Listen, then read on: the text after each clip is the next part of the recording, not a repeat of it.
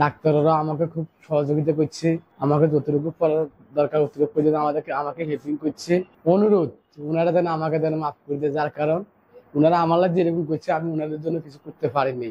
আমার নাম মাইনুদ্দিন, আমার বাড়ি নোয়াখালী ধ্যামগঞ্জ, চাইনাঙ্গালাইউড, সুলতানপুর বাজার, রমণীরহাট। আমি ফজরের নামাজের সময় ইমামের সাথে নামাজ পড়তেছিলাম, তখন আমার তলপেটে ব্যথা শুরু হয়ে গেছিল। তখন ওই ব্যথালের নামাজ পড়ে বাড়িতে আসার পরে ব্যথা অতিরিক্ত বাড়ি গেছে। বাড়ি যাওয়ার কারণে আমার বুঝি হারি না যে আমার এটা কি। তো আমরা দ্রুত হসপিটালে চলে আসি। আসার পরে আমি বুক এক্সরে করি, তলপেট এক্সরে করি। এগুলা করার পরে ডাক্তাররা দেখি বলছে যে আমার অ্যাপেন্ডিক্স। যখন অ্যাপেন্ডিক্স বলছে তখন আমাকে তাৎক্ষণিক লগে ভর্তি দিছে।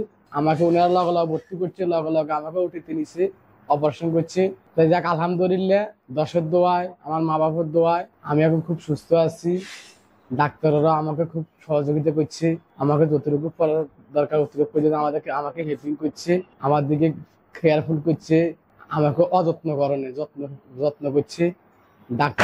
ডাক্তারদের কাছে আমার অনুরোধ ওনারা যেন আমাকে মাফ করে দেয়, যার কারণ ওনারা আমার যেরকম করছে আমি ওনাদের জন্য কিছু করতে পারিনি।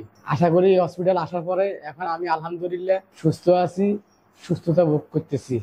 বুধবারে আসছি, তো আমাকে বলছে আমি ইচ্ছে করলে আমি গতকালে চলে যেতে পারতাম। তা আমি বলছি না, আমি আর একটা দিন থেকে যাই, যেহেতু চিকিৎসাটা ভালো, তাই এর জন্য আমি আর একটা দিন থেকে যাই। আপনারা আমার জন্য দোয়া করবেন। এখন আমি আলহামদুলিল্লাহ সুস্থ আছি। আজকে আমাকে রিলিজ দিছে, আমি বাড়িতে চলে যাই। চিকিৎসা আলহামদুলিল্লাহ মোটামুটি ভালো, আমি সুস্থ হয়েছি, আমি খুব খুশি আছি আলহামদুলিল্লাহ।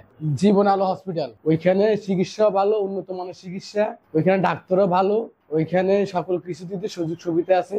আপনারা যেখানে যান তবে জীবন আলো হসপিটালে যাবেন, ওইখানে চিকিৎসা ভালো, উন্নত মানের চিকিৎসা আছে, ডাক্তাররা ভালো, নার্সেরা ভালো।